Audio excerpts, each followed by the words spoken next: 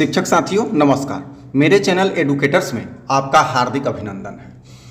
आज के इस वीडियो में हम लोग प्रधान शिक्षक अथवा प्रधानाध्यापक का जो फॉर्म निकला हुआ है इसकी तैयारी के लिए सामान्य विज्ञान से बहुत ही महत्वपूर्ण प्रश्न हम लोग करने वाले हैं। वैसे प्रश्न करने वाले हैं जो बीपीएससी के प्रत्येक परीक्षाओं में सामान्य विज्ञान से ऐसे प्रश्न आया करते हैं। तो आइए एक एक करके कुछ प्रश्नों का आकलन हम लोग करते हैं।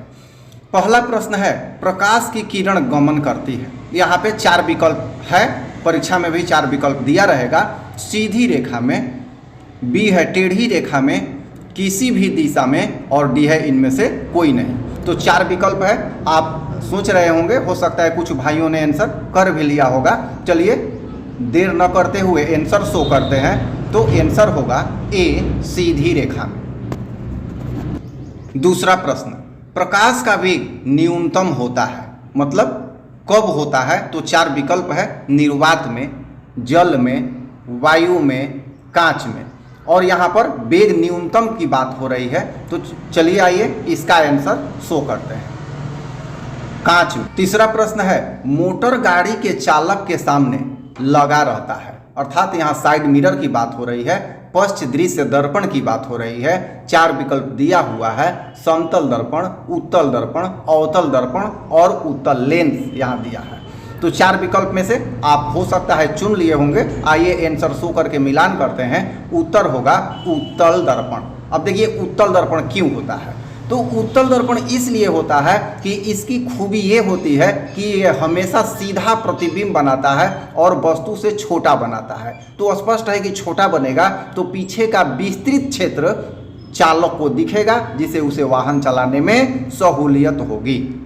चौथा नंबर प्रश्न, मोटर कार के हेडलाइट में किसका प्रयोग होता है? ये सभी एनसीईआरटी से रिलेटेड प्रश्न हैं और 10th क्लास के बुक में है। आगे 11, 12 का भी क्वेश्चन इसमें है जो हमेशा ही बीपीएससी के एग्जाम में पूछे जाते हैं। तो अपना बहुमूल्य 10 मिनट समय देके आप ये सभी क्वेश्चन देखें, करें और मिलाएं।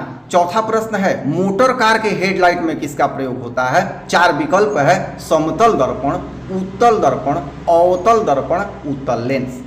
तो यहाँ उत्तर हम लोग देखेंगे और रीजन समझेंगे। आंसर शो करते हैं।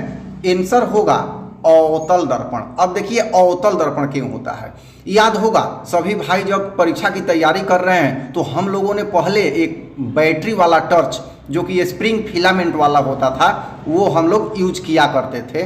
तो उसमें क्या होता था, छाइयाँ पड़ जाती थी, तो आगे का मुंह हम लोग घुमाते थे तो छाइयाँ दूर हो जाती थी। तो वही होता है, जो कटोरी उसका होता है वो दर्पण का काम करता है, और अवतल दर्पण वो होता है क्योंकि अंदर धंसा हुआ होता है।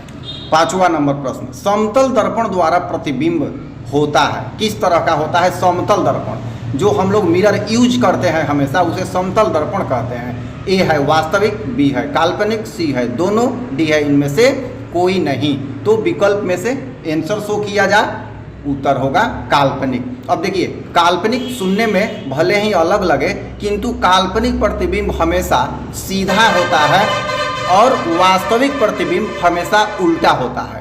एक अर्थ और होता है, वास्तविक प्रतिबिंब को पर्दे पे उतार सकते हैं, काल्पनिक को पर्दे पे नहीं उतार सकते हैं। तो याद रखेंगे समतल दर्पण में हमेशा काल्पनिक प्रतिबिंब बनता है क्योंकि हमारा उसमें सीधा प्रतिबिंब होता है। तो आज के वीडियो में यही इतने प्रश्न रखते हैं। आपके कमेंट का इंतजार रहेगा।